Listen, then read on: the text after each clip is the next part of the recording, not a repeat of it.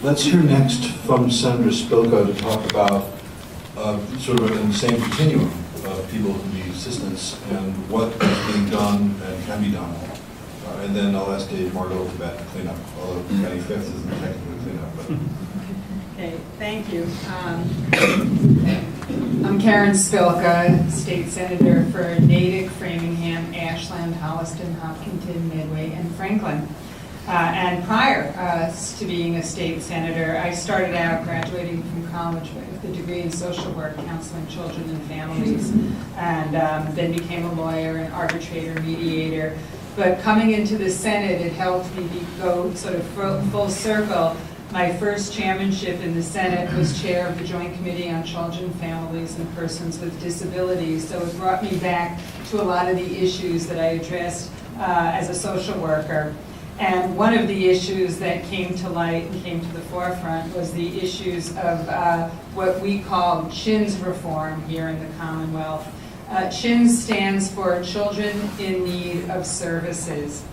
It is a status offense, which means that these children under the age of 18 are basically truant, disobedient, don't listen to their parents, runaways. They have not committed any crime. And I think that's really important for people to remember. They are not even charged with committing or alleged to have committed a crime.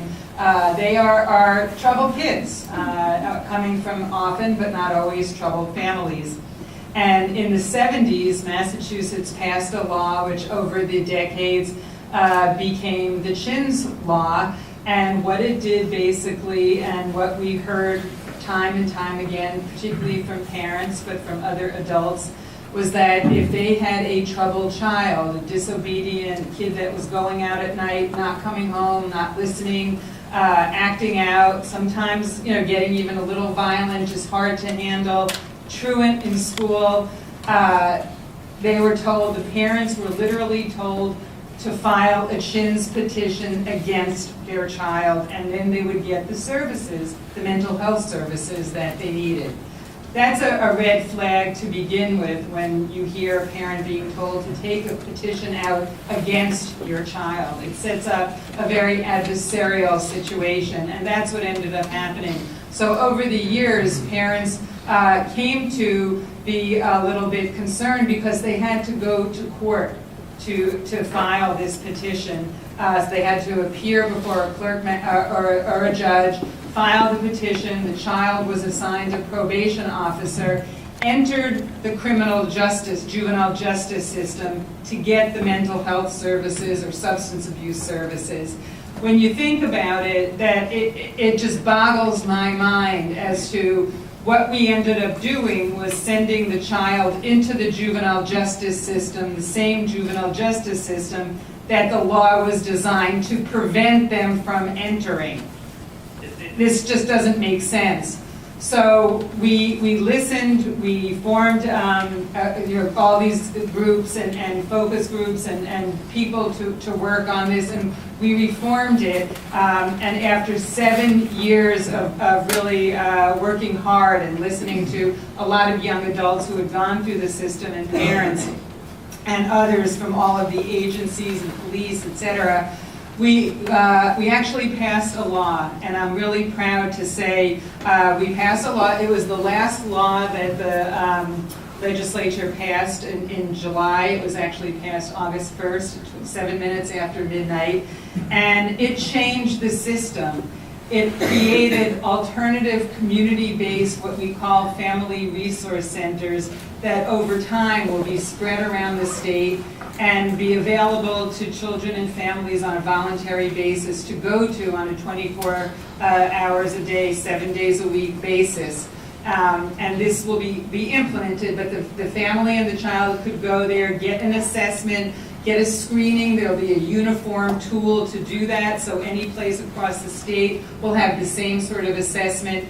And the child and family, because this is no longer just focused on the child's behavior, which was what the old CHINS law was, but it is the child and family as a unit, because we know that's why children so often have problems. And if you just focus on the child, you're not really necessarily affecting change for the child. So it's the focus on the child and family and referring them out to services, whether it be mental health services, substance abuse services, or whatever services. And it works with the schools, the police, and all of the community-based resources. There are some other really good points about this. We no longer, under this law, we prohibit the shackling of our children. Believe it or not, we have testimony from so many young adults that said they ran away from home for circumstances that were not in their control. And if you had experienced the same thing, you probably would have run away from home. They were brought back, they were shackled, literally put in chains, thrown into an adult jail, held so they don't run away again, and until they could appear in court. And I heard so many times the response, if they were going to treat me like a criminal, I felt like I may as well act like one. And so we prohibit the shackling of our children. We prohibit them being in adult jails. We look at alternatives, and there's some other really good parts of it. We get rid of the CHINS label. It's no longer called CHINS. Instead of filing a CHINS petition, the parents or school just files a request for assistance.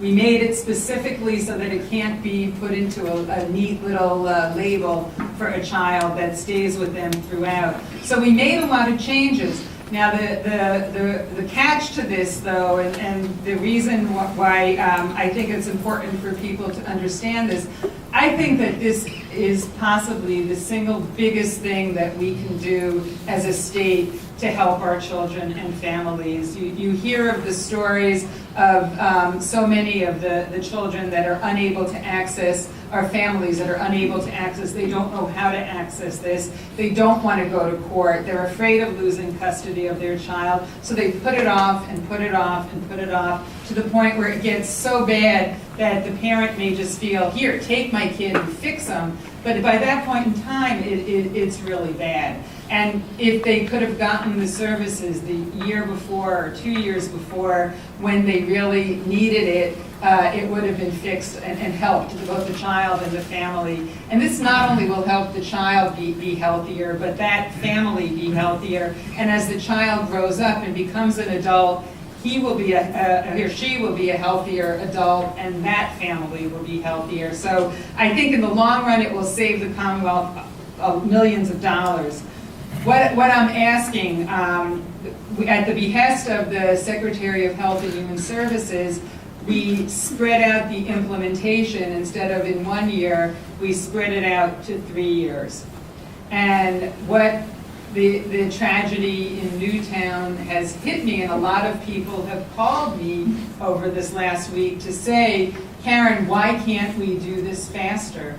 You know, if we wait another 3 years, 8,000 children go through the CHIN system every year. We're losing a lot of kids.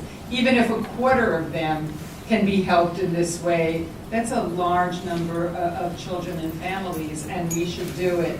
So I am urging the governor to work with his secretaries and work with the legislature to implement this faster. And that is the call to action that I'm asking you folks to do as well, to call the governor's office and ask for implementation of the CHINS reform now. Thank you. Thank you very much, Senator. I should have mentioned Senator Spilka was in the last session designated by the Senate President as Assistant Majority Whip. I'm not sure what that is, but I know that the leadership she's showing on this issue is very important to families in Natick and across the Commonwealth, so I thank you for that.